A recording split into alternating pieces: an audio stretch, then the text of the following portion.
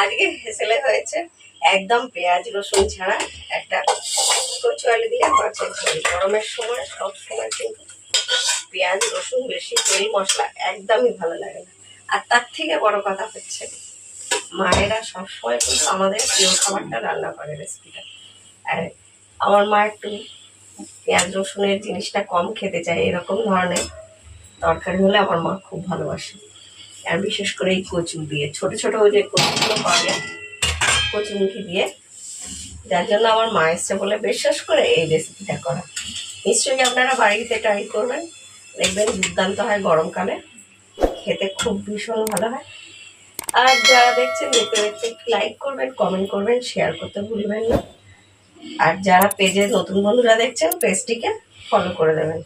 আর যারা ইউটিউবে দেখছেন চ্যানেলটি সাবস্ক্রাইব করে দেবেন, পাশে থাকা বেল আইকনটি ক্লিক করে দেবেন, যাতে আমার ভিডিও এলে আপনাদের কাছে নোটিফিকেশনটা সবাইকার আগে যায়। দেখুন ঝোলটা ভাবছেন কোনো নেই, কিন্তু এর জন্য দেখতে হবে, দেখতে থাকুন পুরো ভিডিওটা, একদম স্কিপ করে চলে গেলে হবে না।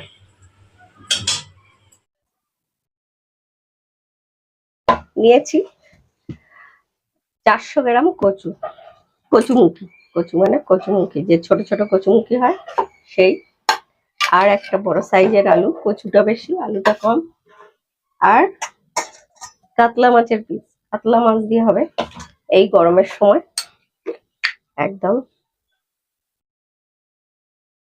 এরকম একটা রান্না হলে কতই হবে না গরমের সময়।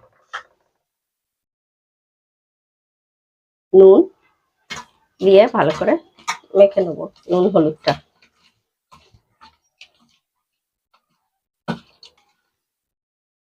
নুন হলুদটা মাখিয়ে নিয়েছি, সব কটা মাছের গায়ে যাতে লাগে সেইভাবে আমাদের মাখানো হয়ে গেছে।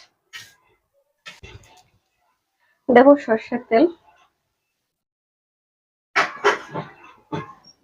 মাছের রেসিপিগুলো একটু সর্ষের তেলেই ভালো হয়। তেলটা গরম হয়ে গেছে। একটা ছোট্ট টিপস দিই, যখনই মাছ ভাজবেন একটুখানি গরম তেলে নুন ছড়িয়ে দেবেন, দেখবেন মাছগুলো লেগে যাবে না, মাছগুলো সুন্দর উঠে যাবে। অনেক সময় কড়ায় মাছ আটকে যায়, সেটা হবে না।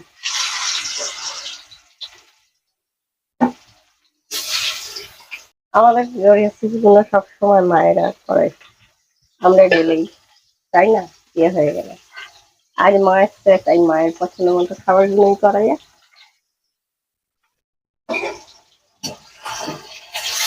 মাছগুলো উল্টে দেবো, দেখুন নুনও একদম উল্টে যাবে, কারণ একটু নুন দিয়ে দেবেন সবসময় কড়াতে, দেখবেন মাছ ভাজার সময় সবসময় মিডিয়াম আগুনে ভাজবেন, তাতে মাছের ভেতরটা ভালো ভাজা হয়ে যায়।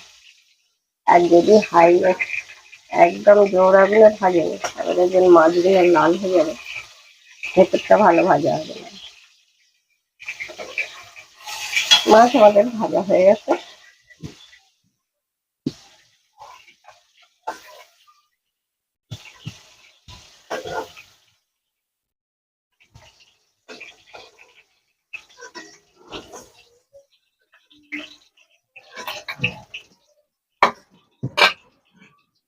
আর তেল দেবো না, গরমের সময় বেশি তেল, অল্প তেলে গোটা জিরে,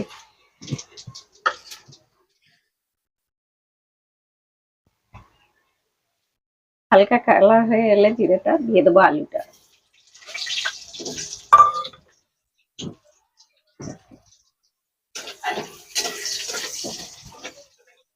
আগুনটা মিডিয়াম করে নিয়েছি,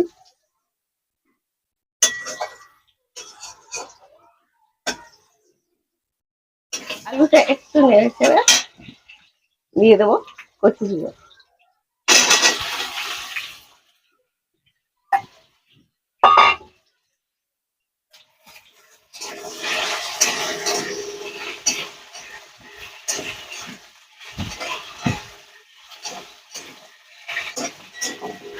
আলু ও কচুটা একটু ভাজা ভাজা করে নেবো আমরা।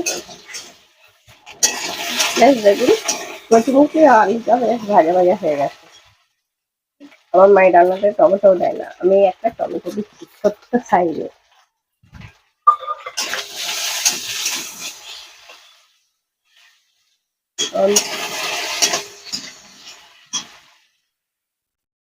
আগেই বলেছি আমার মা পেঁয়াজ রসুন পছন্দ করেন না, কিন্তু কলমি শাকটা দেয়। কলমি শাকটা ভাজতে দেয়, কলমি শাকের একটা ভাজা রেসিপি করেছি, নিশ্চয়ই দেখবেন। তার জন্য দেখতে হবে কিভাবে করেছি। দিয়ে দেবো জিরে গুঁড়ো 1.5 চামচ। এটা একটু জিরে আর ধনে গুঁড়োটা বেশি দেবেন, আর ধনে গুঁড়ো 1 চামচ।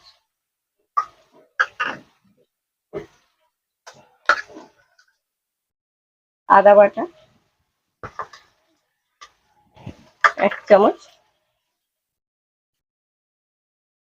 আর ঝাল আপনাদের পছন্দ অনুযায়ী। একটু কালার না হলে ভালো লাগবে না, তাই দিয়ে দিচ্ছি কাশ্মীরি লঙ্কা গুঁড়ো অল্প একটু, কাশ্মীরি লঙ্কা গুঁড়ো দিয়েছি। আর দেবো হলুদ গুঁড়ো আন্দাজ মতো।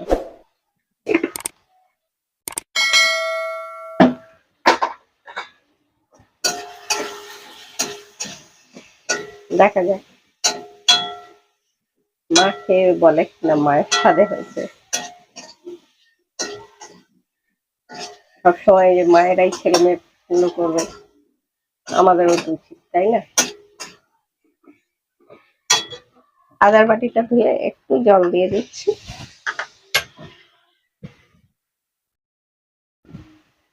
আর স্বাদ অনুযায়ী নুন।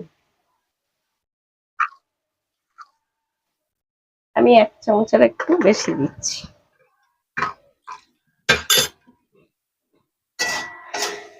এটা একদম কোনো পেঁয়াজ রসুন কিচ্ছু করবে না, কিন্তু আমি করি। মা এসছে বলে করেছি তা নয়, মা এসছে বলে স্পেশাল ভাবে করেছি। এটা এমনিতেও আমি গরমের সময় করি, যেহেতু পেঁয়াজ রসুন নেই, খুব তেলও লাগে না, তেল মশলাটাও কম, খেতেও খুব ভালো হয়। যে কোনো মাছ দিয়েই করা যায়। আমি তেলা দিয়ে মাছ দিয়ে করি, বাটা মাছ দিয়ে করি, যে কোনো মাছ দিয়ে করতে পারেন আপনারা। এটা খেতে অত্যন্ত ভালো লাগে। মশলাটা কষে নেবো যতক্ষণ না মশলার কাঁচা গন্ধটা যায়।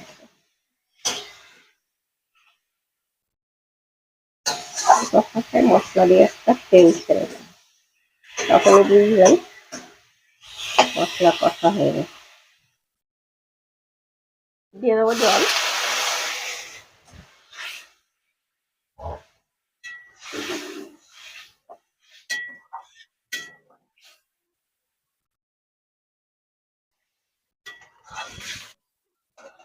একটা ঢাকা দিয়ে দেবো। ঢাকা দিয়ে ফুটে উঠলে আমরা গ্যাসটা লোতে করে দেবো। এই সময় গ্যাসটা হাই আছে। A few minutes later. ফুটে উঠেছে, এবার আমরা গ্যাসটাকে মিডিয়াম করে মিনিট 8 রান্না করে নেবো। A little longer than a few minutes later. ফিরে এলাম 10 মিনিট পর।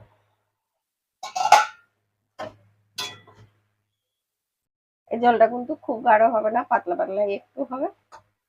আলু কচু সব সেদ্ধ হয়ে গেছে মানে কচু একদম গলে গেছে।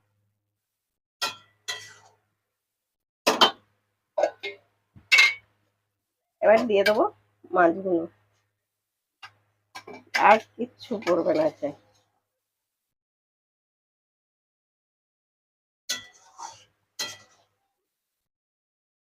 আর দিয়ে দেবো 2টো কাঁচা লঙ্কা উপর দিয়ে আমরা আর 2 মিনিট ফুটিয়ে নেবো মাছ দিয়ে। 2 minutes later. আমাদের মাছের ঝোল একদম রেডি, গরম গরম ভাতের সঙ্গে খাওয়ার জন্য। বন্ধ করে দেবো। এটাই আপনারা চাইলে গরম মশলা দিতে পারেন, আমি দিচ্ছি না, কোনো কিছু আর দেওয়ার দরকার নেই। আজকে মতো হেসেলের রেসিপি এখানেই শেষ।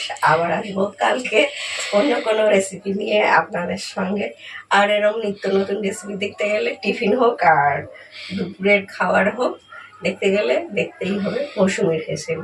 তাই দেখতে থাকুন মৌসুমীর হেসেল। ভালো থাকবেন, সুস্থ থাকবেন। আজকের মতো সবাইকার কাছ থেকে বিদায়।